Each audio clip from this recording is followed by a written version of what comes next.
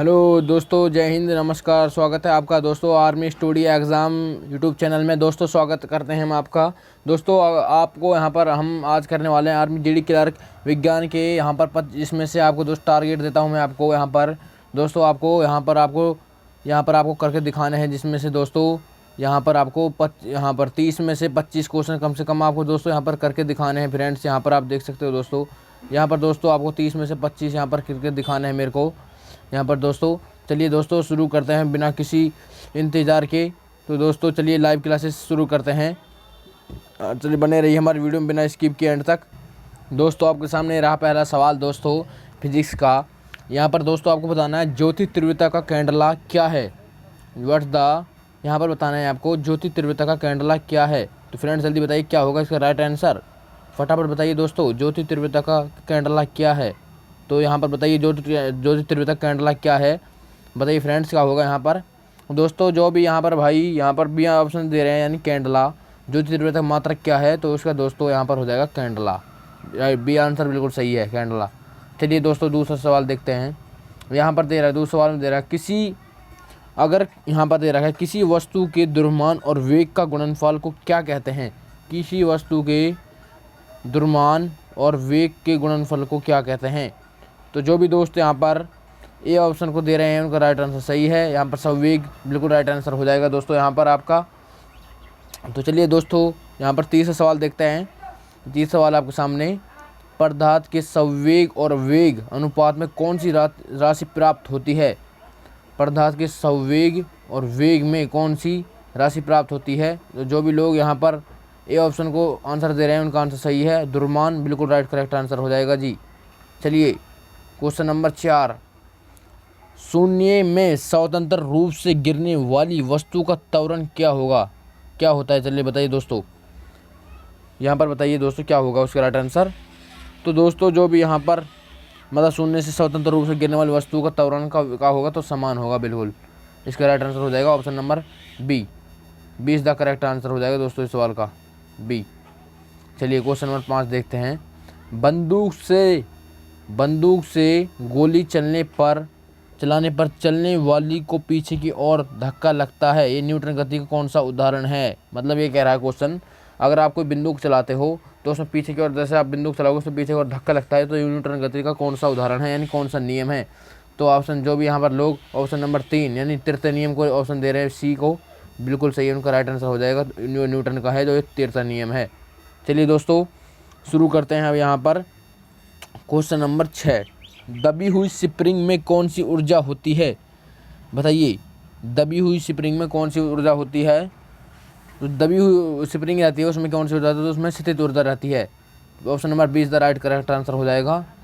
चलिए जी question number 7, किसी वस्तु के वेग के दुगना करने पर वस्तु की गतिज ऊर्जा कितनी हो जाती है। मतलब कोई मान लो कोई वस्तु है, ये कोई वस्तु है, उसके वेग तो दुगना कर देंगे तो इसी गतिज ऊर्जा कितनी होगी। तो जो भी लोग यहाँ पर ऑप्शन नंबर सी को राइट आंसर दे रहे हैं, यानी चौगुनी हो जाएगी, जो आपकी है वो चौगुनी 4 गुना हो जाएगी, यानी 4 गुना ऑप्शन नंबर सी से है बिल्कुल 4 गुना हो जाएगी। क्वेश्चन नंबर 8, सूर्य के द्रव्यमान का कितना प्रतिशत लगभग हाइड्रोजन का होता है। वेरी इंपॉर्टेंट सवाल है दोस्तों, बताइए कितना होगा इसका। तो जो भी लोग यहाँ पर सूर्य के द्रव्यमान का कितने प्रतिशत भाग हाइड्रोजन का होता है, तो यहाँ पर 70% होता है, ऑप्शन नंबर ए राइट हो जाएगा। क्वेश्चन नंबर 9 देखिए, ग्रहों की गति के नियम किसने प्रतिपादन किए थे। वेरी इंपॉर्टेंट है दोस्तों, ग्रहों गति के नियम मैं आपको बता दूं दोस्तों, जो यहाँ पर रॉबर्ट हॉक ने जो कि खोज की थी वो कोशिका खोज की थी। कोशिका खोज किसने की थी, रॉबर्ट हॉक ने की थी।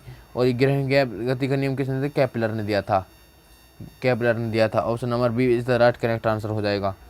और न्यूटन ने फिजिक्स का जनक कहा जाता है न्यूटन को। चलिए क्वेश्चन नंबर 10 देखिए, वॉशिंग मशीन किस कार्यक्रम सिद्धांत बल पर आधारित है। मतलब वॉशिंग मशीन किस सिद्धांत पर कार्य करती है, ये समझ लो आप। तो मैं आपको बता दूं दोस्तों, इसका राइट आंसर हो जाएगा ऑप्शन नंबर बी, अपकेंद्रीय बल वो बाहर निकालती है, अपकेंद्रीय बल हो जाएगा राइट आंसर इसका। क्वेश्चन नंबर 11 देते हैं, पदार्थ की चौथी अवस्था कौन सी होती है। तो बताइए दोस्तों, आपको मैं बता दूं, पदार्थ की जो पहली और दूसरी तीसरी अवस्था होती हैं वो होती है ठोस, द्रव, गैस। लेकिन इसका राइट आंसर हो जाएगा दोस्तों यहाँ पर प्लाज्मा। राइट आंसर हो जाएगा प्लाज्मा। प्लाज्मा इसका राइट आंसर हो जाएगा। प्रधान चौथी अवस्था कौन सी होती है? तो प्लाज्मा होती है दोस्तों। यहाँ पर ऑप्शन नंबर डी बिल्कुल करेक्ट आंसर हो जाएगा। चलिए, यहाँ पर निम्न में से सबसे भारी धातु कौन सी है? भारी धातु बतानी है आपको। भारी दोस्तों यहाँ पर सबसे भारी है ऑस्मियम। अगर से पूछे सबसे हल्की धातु कौन सी है, तो दोस्तों फिर आपको बताना है सबसे भारी धातु है यहाँ पर सबसे हल्की धातु है लिथियम। यह पानी पर तैरती है जो, यह है लिथियम। चलिए दोस्तों, और सबसे भारी पूछे तो ऑस्मियम। चलिए, क्वेश्चन नंबर यहाँ पर अब 12 देखते हैं। 13 नंबर, क्वेश्चन नंबर 13, पानी का जमकर बर्फ़ का बनना कैसा परिवर्तन है? बहुत अच्छा सवाल है, आपके जीडी लेवल की किताब में पूछे जाते हैं ये सवाल। तो पानी का जमकर बर्फ़ बनना कैसा परिवर्तन है? मान लो पानी अगर आप मतलब ऐसा मतलब बर्फ़ को अगर आप सूर्य के प्रकाश में रख दोगे, यानी कोई कहीं गर्म जगह पर रख दोगे, तो वो क्या होगा, उसमें पानी बन जाएगा। तो एक और मान लो कोई बर्फ़ है, उसमें पानी जम जाएगा, ये पानी बन जाएगा इसके बाद में। ये मान लो पानी है, इसका पानी बन जाएगा बाद में। तो दोस्तों इसका राइट आंसर हो जाएगा ए। पानी का जमकर बर्फ़ में बनना कैसा परिवर्तन? भौतिक परिवर्तन है, भौतिक परिवर्तन। तो राइट आंसर हो जाएगा ए। चलिए, क्वेश्चन नंबर 14 देखते हैं। हीरा क्या है? बहुत अच्छा सवाल है दोस्तों। हीरा क्या है? मिश्रण है या यौगिक है या तत्व है? बताइए। ना ही दोस्तों हीरा मिश्रण है, ना ही यौगिक है, हीरा एक तत्व है। राइट आंसर हो जाएगा ए, हीरा एक तत्व है दोस्तों। चलिए, क्वेश्चन नंबर 15 देखते हैं। किसी परमाणु के बहित्तम कक्ष में कितने इलेक्ट्रॉन रह सकते हैं? बहित्तम कक्ष में कितने इलेक्ट्रॉन रह सकते हैं? बताइए दोस्तों। 8, 9, 2, 10 कितने रह सकते हैं? तो यहाँ पर दोस्तों जो भी लोग यहाँ पर 8 यानी ऑप्शन नंबर ए को आंसर दे रहे हैं, बिल्कुल सही है। किसी परमाणु के बहित्तम कक्ष में कितने इलेक्ट्रॉन रह सकते हैं? 8 रह सकते हैं। क्योंकि दोस्तों आपने एक वो पढ़ी होगी KLMN। दोस्तों के में रहते हैं 2, एल में रहते हैं 8 और एम में रहते हैं 18 और एन में रहते हैं 32। ठीक है, एन में रहते हैं 32। चलिए दोस्तों, अब यहाँ पर दूसरा सवाल देखते हैं हम। यहाँ पर क्वेश्चन नंबर 16 देखिए। तंबाकू में कौन सा रंगहीन जहरीला पदार्थ पाया जाता है?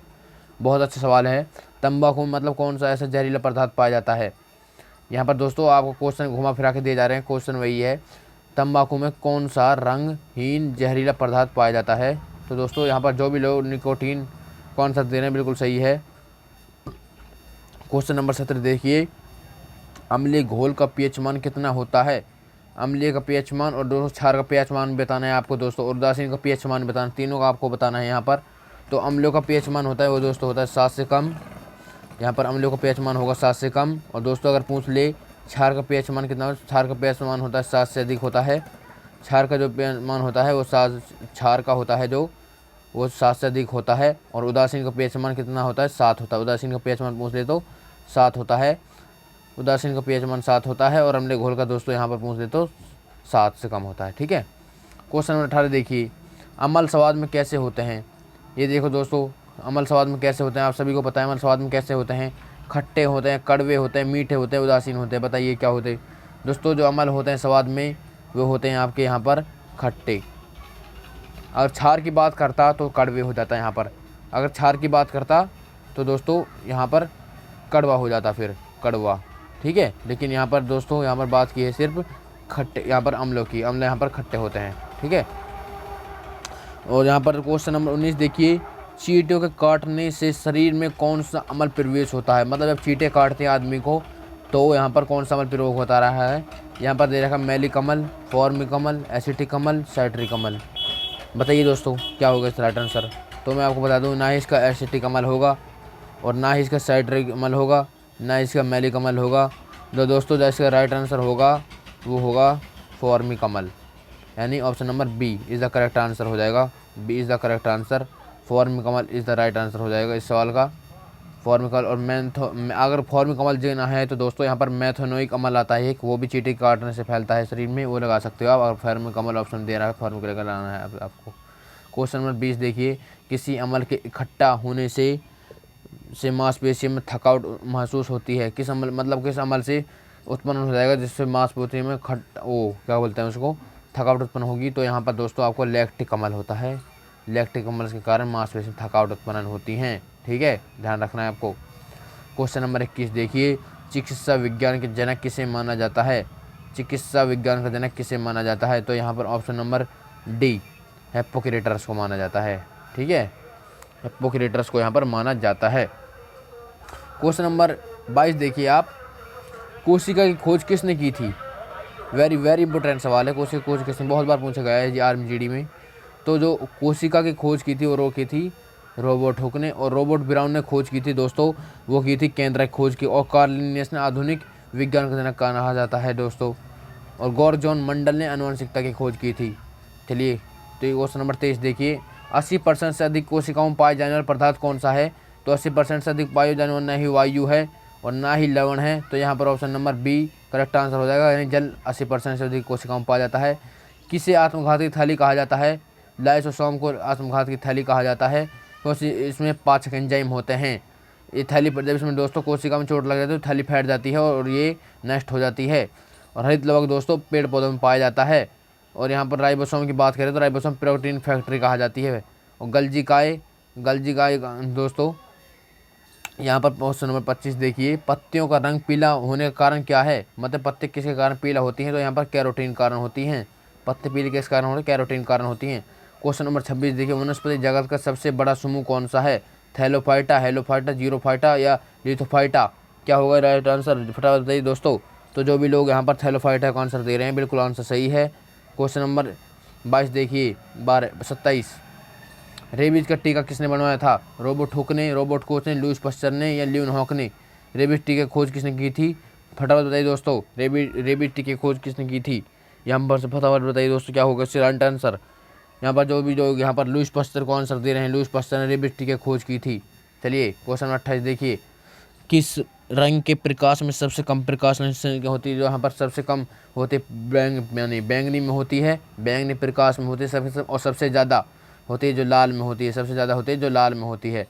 ठीक है, और सबसे कम जिस बिल्कुल भी नहीं रहती, हरे में नहीं रहती बिल्कुल भी प्रकाश संश्लेषण। प्रकाश संश्लेषण कौन सी गैस आवश्यक है? प्रकाश संश्लेषण के लिए दोस्तों यहाँ पर कार्बन डाइऑक्साइड आवश्यक है। ठीक है, क्वेश्चन नंबर 30 देखिए, शरीर के किस भाग में पित्त का निर्माण होता है? तो पित्त का भाग निर्माण होता है यकृत में। और पित्त कहाँ जमा होता है? पित्ताशय में। पित्त जमा होता है पीताशय में, पित्ताशय में जमा होता है पित्त। ठीक है, चलिए, thanks for watching, love you all दोस्तों। आपको PDF वीडियो के डिस्क्रिप्शन में लिंक दे दूँगा, टेलीग्राम मिल जाएगी। Thanks for watching, love you all my friends. जय हिंद, वंदे मातरम, बाय बाय।